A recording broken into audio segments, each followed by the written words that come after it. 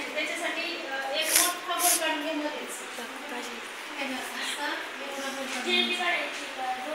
फक्त गोलच. मोठा गोल काढून घ्या. मोठा गोल. हा छान. तर आता चेक्स काढा त्याच्यामध्ये. चेक्स म्हणजे आडवी रेषा 5 द्यायच्या, उभ्या 5 द्यायच्या आणि त्याच्यामधला चेक्स भरून काढायचा. हा म्हणजे काय बसतील तर बसतील.